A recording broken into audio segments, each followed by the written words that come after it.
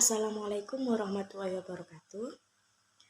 Perkenalkan, nama saya Aksan Nadia, NIM 2248811085 dari Prodi PGSD kelas 6A, kelompok 3. Nah, di sini saya akan menjelaskan tentang laporan penelitian tindakan kelas, hakikat dan penyusunan.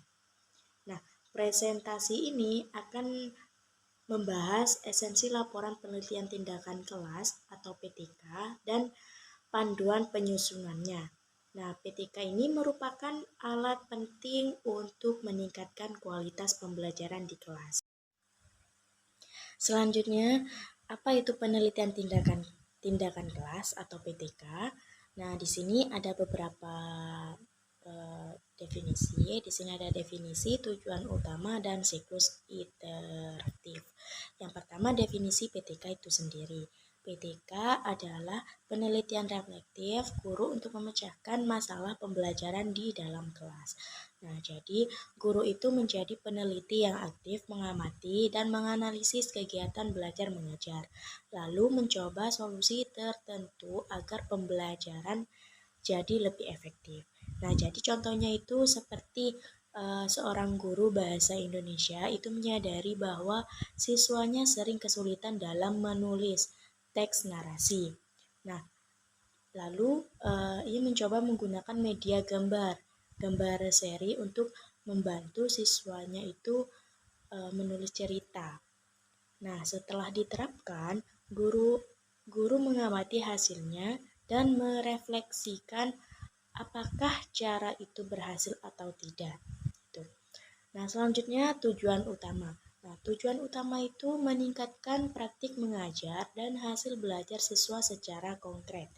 Nah, jadi PTK itu bukan sekedar teori, tapi bertujuan agar guru itu bisa memperbaiki cara mengajar berdasarkan bukti dan pengamatan di kelas. Harapannya siswa pun harus lebih aktif, paham materi, dan nilai mereka itu meningkat gitu. Contohnya seperti jika siswa tidak aktif berdiskusi, itu guru mencoba mencoba pendekatan baru seperti diskusi kelompok kecil dengan peran-peran gitu agar lebih banyak siswa yang terlibat gitu. Nah, jika hasil belajar membaik, maka tujuan PTK tersebut tercapai. Selanjutnya di sini ada siklus iteratif. Nah, PTK melibatkan perencanaan, tindakan, observasi, dan refleksi berulang. Nah, artinya guru tidak cukup hanya mencoba satu kali. Setelah mencoba satu metode, itu guru harus melihat hasilnya, lalu merenungkan apa yang berhasil dan tidak, lalu memperbaikinya di siklus berikutnya. Itu contohnya siklus pertama ya. Guru itu mencoba metode bermain peran untuk mengajar sejarah. Nah, observasinya itu beberapa siswa masih kurang fokus, dan refleksinya itu guru menyadari bahwa instruksi kurang jelas. Siklus yang kedua itu guru membuat panduan peran yang lebih terstruktur. Nah, hasilnya itu lebih banyak siswa yang memahami materi dan terlibat aktif. Gitu. Nah, jadi kesimpulannya itu PTK memungkinkan guru untuk secara sistematis mengidentifikasi, menganalisis, dan mengatasi tantangan yang muncul dalam proses pembelajaran. Gitu. Nah, contoh singkatnya itu seperti masalah itu siswa cepat bosan saat belajar matematika. Nah, solusinya itu guru mencoba mempelajari pembelajaran berbasis permainan. Hasilnya itu siswa lebih antusias, nilai pun meningkat. Refleksi itu metode ini cocok untuk materi berhitung, tapi belum cocok untuk aljabar gitu. Selanjutnya di sini mengapa PTK itu penting bagi guru. Nah, yang pertama, inovasi pembelajaran. Inovasi pembelajaran di sini tuh mendorong guru menemukan metode baru dan efektif. Nah, jadi guru tidak hanya memakai cara lama, tapi bisa mencari dan menerapkan pendekatan yang lebih efektif dan menarik bagi siswa. Contohnya, seorang guru yang sebelumnya hanya menggunakan metode ceramah itu bisa mencoba metode diskusi kelompok karena hasil PTK itu menunjukkan siswa lebih aktif dengan cara itu. Yang kedua itu peningkatan kualitas. Nah, peningkatan kualitas di sini itu membantu guru meningkatkan proses dan hasil belajar. Nah, dengan menilai proses dan hasil belajar siswa, itu guru bisa terus memperbaiki strategi pengajarannya. Contohnya seperti guru melihat nilai siswa meningkat setelah menerapkan permainan edukatif dalam pembelajaran matematika. Yang ketiga itu pengembangan profesional. Nah, di sini sarana refleksi dan peningkatan kompetensi guru secara mandiri. Nah, jadi melalui proses ini, guru itu bisa meningkatkan kompetensinya secara mandiri tanpa harus menunggu pelatihan dari luar. Nah, jadi melalui PTK, guru itu dapat menjadi agen perubahan aktif di kelas, terus berinovasi dan meningkatkan kualitas pendidikan. Dan juga dengan melakukan PTK, guru itu tidak hanya menjalankan tugas mengajar, tapi juga harus belajar dan berkembang. Nah, guru bisa menjadi lebih profesional, kreatif, dan mampu menciptakan pembelajaran yang lebih bermakna bagi siswa. Baik, selanjutnya di sini ada hakikat laporan PTK, tujuan dan manfaatnya. Nah, yang pertama tujuan laporan. Tujuan laporan di sini mendokumentasi proses, hasil, dan temuan PTK secara sistematis. Yang pertama itu menyajikan data objektif. Nah, artinya guru mencatat fakta dan atau data yang berdasarkan apa yang benar-benar terjadi di kelas, bukan berdasarkan pendapat pribadi atau dugaan. Contohnya seperti seorang guru mencatat hasil ulangan harian siswa sebelum dan sesudah menggunakan metode pembelajaran berbasis proyek. Nah, data ini menunjukkan apakah metode tersebut berhasil meningkatkan nilai siswa secara nyata. Yang kedua itu membuktikan keefektifan tindakan. Nah, di sini dengan laporan, guru itu bisa menunjukkan apakah tindakan atau strategi yang dicoba memang berhasil memperbaiki masalah pembelajaran. Nah, contohnya itu, jika sebelumnya siswa sulit memahami materi matematika, lalu setelah guru menggunakan media pembelajaran visual, ternyata pemahaman siswa itu meningkat. Maka itu bisa dibuktikan melalui data yang dicantumkan dalam laporan. Yang kedua itu ada laporan, manfaat laporan, berbagi praktik baik, sumber belajar bagi guru lain, dan dasar pengembangan kebijakan. Nah, yang pertama itu referensi bagi rekan guru. Di sini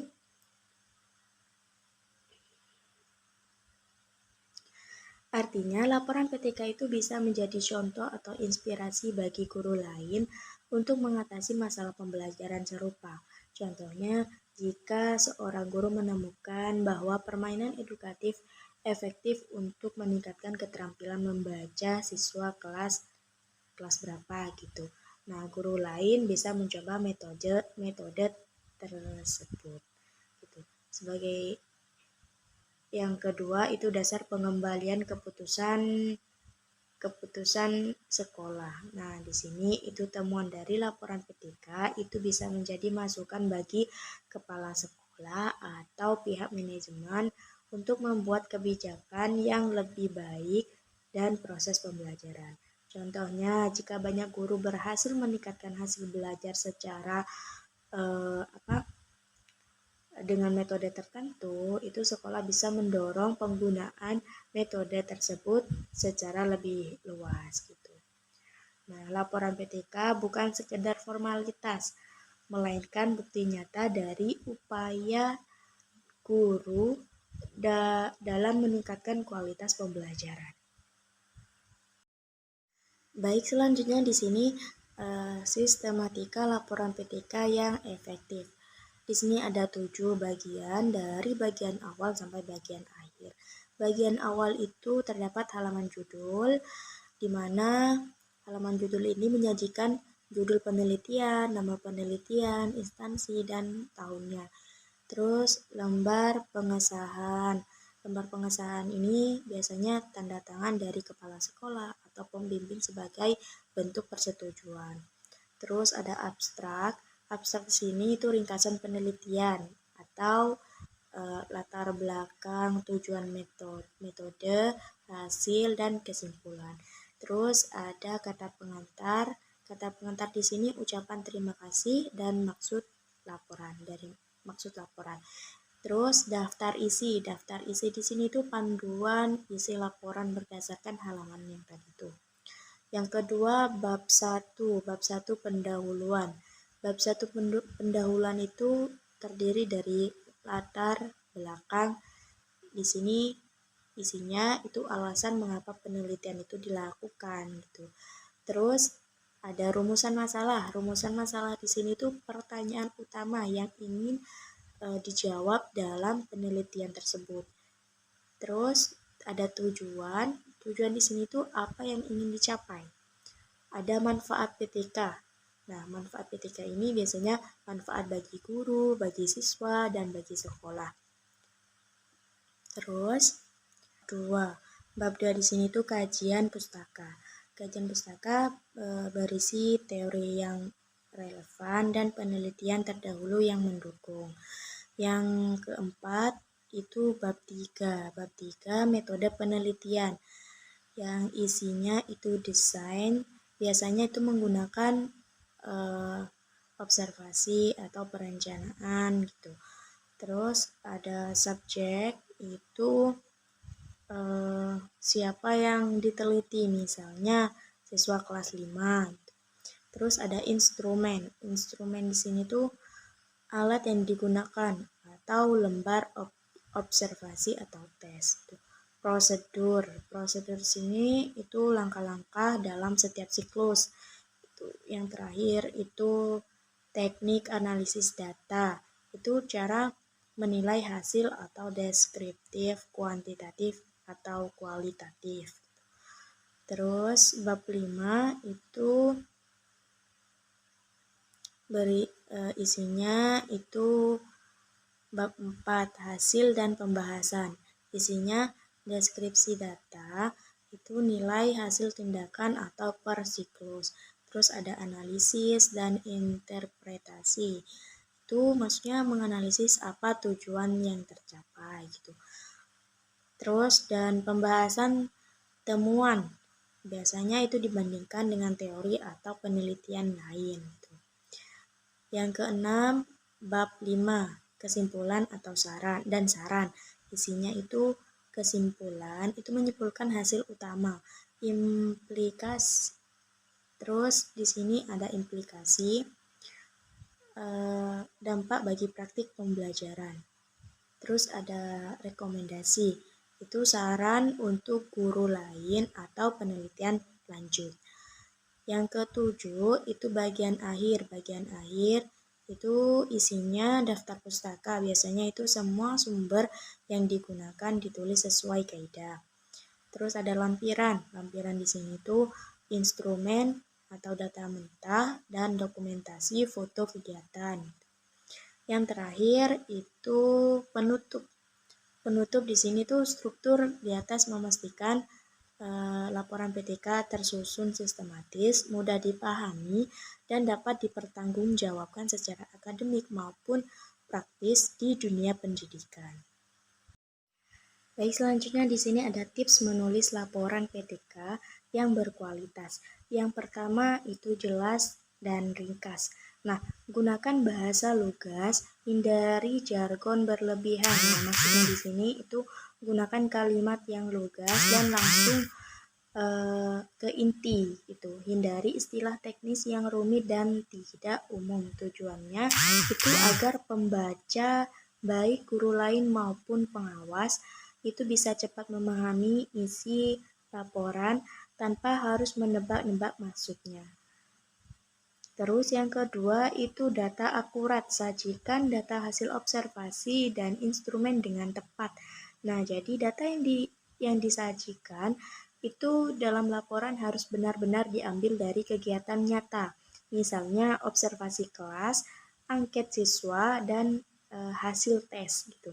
Jangan asal-asalan atau hanya menulis berdasarkan perkiraan. Nah, jadi instrumen seperti lembar observasi atau kuesioner seperti lembar apa juga harus disebutkan dan dilampirkan bila perlu. Yang ketiga itu refleksi mendalam, sertakan analisis kritis tentang proses dan hasilnya. Gitu. Nah, jadi artinya itu tidak cukup hanya menyebutkan hasil, tetapi harus disertai analisisnya. Mengapa hasil itu terjadi? Apa faktor pendukung dan penghambatannya, dan bagaimana langkah selanjutnya. Terus yang keempat itu relevansi praktis. Nah, tekankan implikasi dan manfaat nyata bagi pembelajaran. Nah, jadi tunjukkan manfaat nyata dari PTK yang dilakukan gitu. Bagaimana hasilnya bisa diaplikasikan dalam pembelajaran sehari-hari. Hal ini membuat laporan menjadi bermakna dan bukan hanya formalitas gitu. Terus jadi penulisan laporan PTK ini yang baik itu memerlukan perhatian terhadap detail dan fokus pada relevansi praktis gitu. Baik, selanjutnya di sini contoh implementasi PTK yang berhasil. Yang pertama itu peningkatan literasi. Guru menerapkan metode membaca interaktif. Nah, peningkatan literatif di sini itu menjelaskan guru menggunakan metode membaca interaktif untuk meningkatkan kemampuan membaca dan memahami siswa dan pemahaman siswa. Nah, ini berarti guru tidak hanya menyuruh siswa membaca sendiri, tetapi melibatkan mereka secara aktif dalam proses membaca, misalnya melalui diskusi, tanya jawab, atau membaca bersama gitu. Yang kedua di sini itu keterlibatan siswa, strategi pembelajaran berbasis proyek. Nah, jadi penjelasannya di sini itu menggunakan strategi pembelajaran berbasis proyek membuat siswa lebih terlibat secara aktif dalam proses belajar gitu. Nah, dalam pendekatan ini siswa menyelesaikan suatu proyek nyata yang relevan dengan materi pembelajaran. Contohnya itu kayak dalam pembelajaran IPA itu tentang lingkungan. Nah, guru meminta siswanya itu untuk membuat proyek seperti bank sampah mini atau di sekolahnya gitu. Yang ketiga di sini keterampilan kolaborasi. Nah, tugas kelompok dengan panduan jelas. Nah, jadi artinya itu siswa diberi tugas kelompok yang dirancang dengan panduan dan struktur yang jelas agar setiap anggota berperan aktif gitu. Kolaborasi di sini tidak asal bekerja sama, tapi dibimbing supaya siswa itu benar-benar belajar bekerja sama, berdiskusi dan mengambil keputusan bersama. Kayak seperti guru itu memberikan tugas membuat presentasi kelompok tentang budaya daerah gitu. Setiap kelompok itu biasanya diberi peran atau seperti penulis, peneliti, penyaji, desain gitu. Dengan bimbingan guru mereka itu bisa berbagi tugas secara adil dan menyatukan ide. Dan hasilnya mereka itu lebih kompak dan bisa menyelesaikan tugas dengan baik. Jadi studi kasus menunjukkan PTK efektif meningkatkan literasi, keterlibatan dan keterampilan kolaborasi siswa secara signifikan. Nah, di sini ada kesimpulan. Nah, PTK sebagai sarana pengembangan profesional guru. Yang pertama itu peningkatan kualitas. PTK adalah alat esensial untuk meningkatkan kualitas pembelajaran. Nah, jadi maksudnya di sini tuh PTK membantu guru untuk memahami permasalahan yang terjadi di kelasnya dan mencari solusi berdasarkan data nyata dari proses belajar mengajar. Nah, melalui PTK itu guru dapat mencoba metode atau strategi baru yang lebih efektif. Yang kedua, refleksi berkelanjutan. Nah, di sini mendorong guru menjadi pembelajar dan peneliti yang reflektif. Nah, jadi PTK itu mendorong guru untuk terus-menerus berpikir kreatif, yaitu mengevaluasi praktik mengajarnya dan memperbaikinya. Nah, guru tidak hanya mengajar, tapi juga belajar dari pengalaman dan data kelas. Yang ketiga itu berbagi praktik baik. Laporan PTK menjadi sarana berbagi inovasi antar guru. Nah, jadi laporan PTK yang dibuat guru itu bisa dibagikan ke guru lain gitu. Sehingga praktik baik atau best practice itu dapat menyebar dan menginspirasi. Ini menciptakan komunitas belajar di antara para guru gitu. Jadi kesimpulannya itu PTK bukan hanya tentang penelitian, tetapi juga tentang pertumbuhan, profesional dan peningkatan mutu pendidikan secara berkelanjutan. Baik, mungkin itu penjelasan dari saya. Semoga bermanfaat. Apabila ada tutur kata yang kurang jelas atau kurang baik, saya mohon maaf. Wassalamualaikum warahmatullahi wabarakatuh.